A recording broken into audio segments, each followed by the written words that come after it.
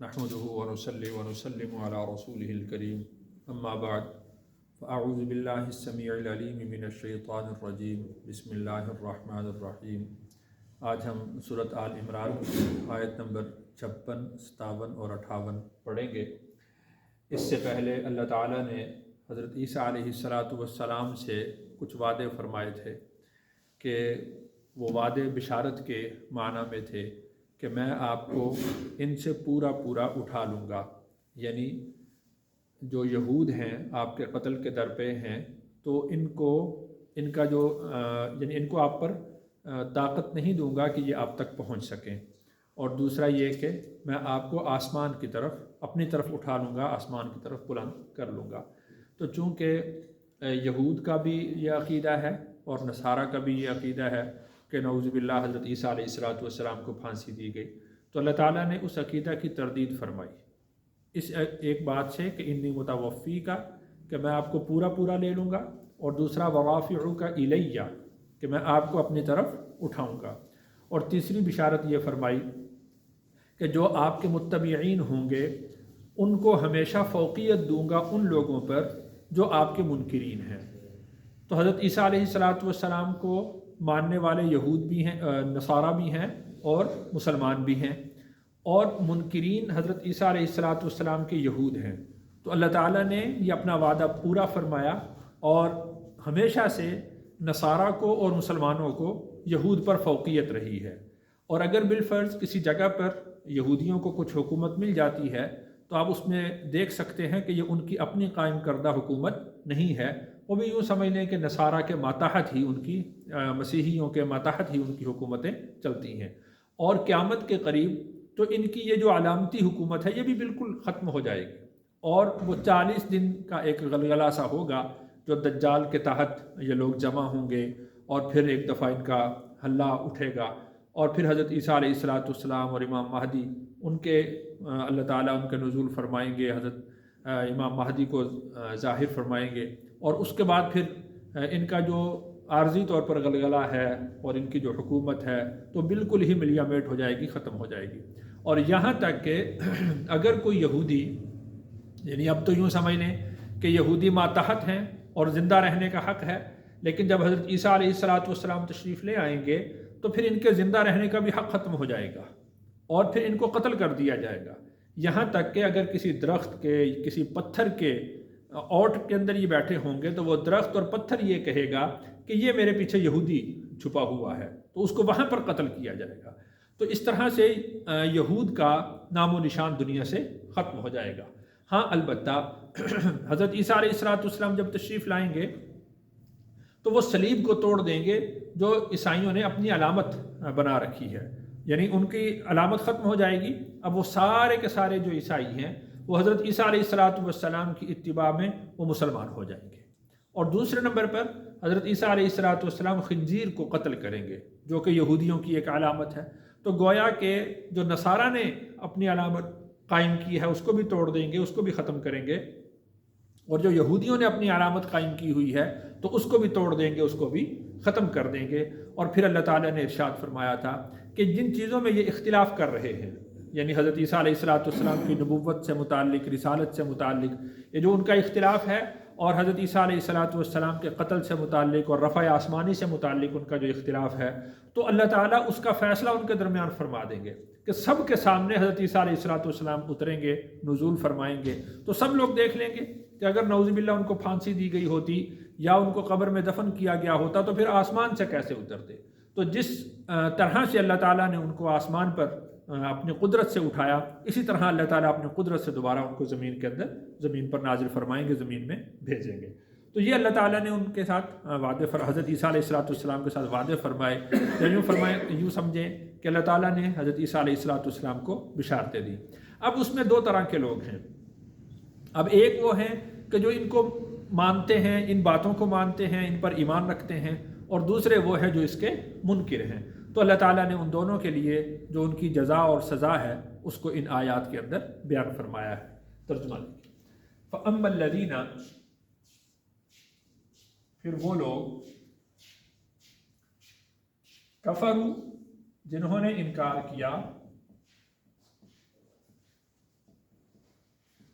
فَأُعَذِّبُهُمْ، تو میں ان کو عذاب دوں گا، عذاباً شدیدا، سخت عذاب، فی الدنیا، دنیا میں، والآخرہ، اور آخرت میں،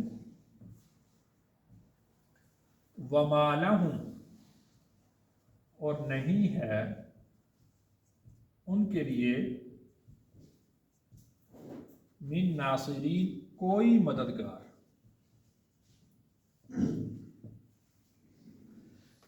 اب جو لوگ حضرت عیسیٰ علیہ السلام کے منکر ہیں تو اللہ تعالیٰ نے ارشاد فرمایا کہ ان کو دنیا کے اندر بھی عذاب ملے گا اور آخرت میں بھی۔ تو دنیا کے اندر ان کا عذاب کیا ہوگا کہ ان کو زندہ رہنے کا بھی حق نہیں رہے گا، ان کی حکومت، سلطنت، ان کا غلغلہ، یہ تو بہت دور کی بات ہے، تو اب ان کو دنیا کے اندر زندہ رہنے کا بھی حق باقی نہیں رہے گا، تو اس طرح سے ان پر عذاب آئے گا۔ اور والآخرہ، اور آخرت میں جو عذاب ہے وہ جو کافروں کے لیے دائمی طور پر جہنم کی سزا ہے، وہ تو ان کا دائمی عذاب۔ وما لہم من ناصرین، اور ان کا کوئی بھی مددگار نہیں ہوگا۔ وَأَمَّا الَّذِينَ آمَنُوا، اور وہ لوگ، اور بہرحال وہ لوگ جو مومن ہیں، وَعَمِلُوا الصَّالِحَاتِ، اور عمل کیے نیک، فَيُوَفِّيهِمْ، تو وہ دے گا ان کو، اجورہم، ان کا بدلہ، واللہ، اور اللہ، لا یحب، پسند نہیں فرماتے، الظالمین، سرکشوں کو یا ظلم کرنے والوں کو۔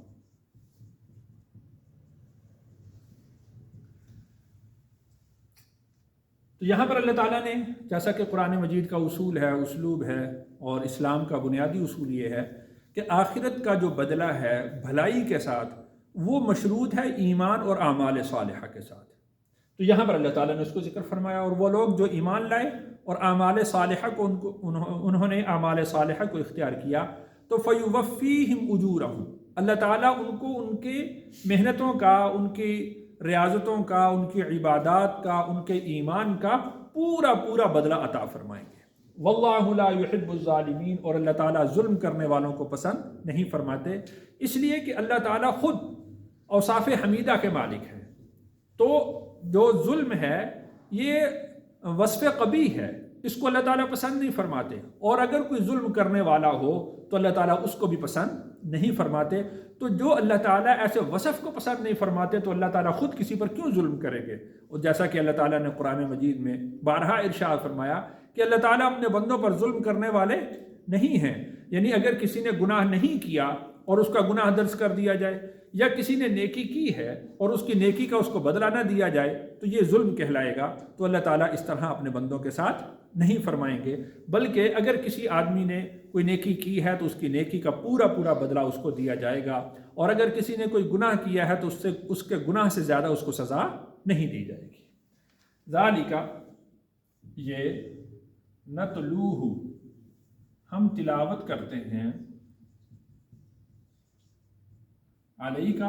آپ پر، من الآیات، آیات سے،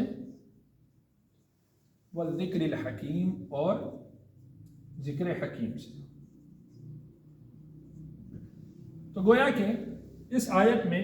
رسول اکرم صلی اللہ علیہ وسلم کی رسالت کی دلیل ہوئی کہ آپ علیہ الصلوۃ والسلام اللہ کے پیغمبر ہیں، آپ علیہ الصلوۃ والسلام اللہ کے رسول ہیں۔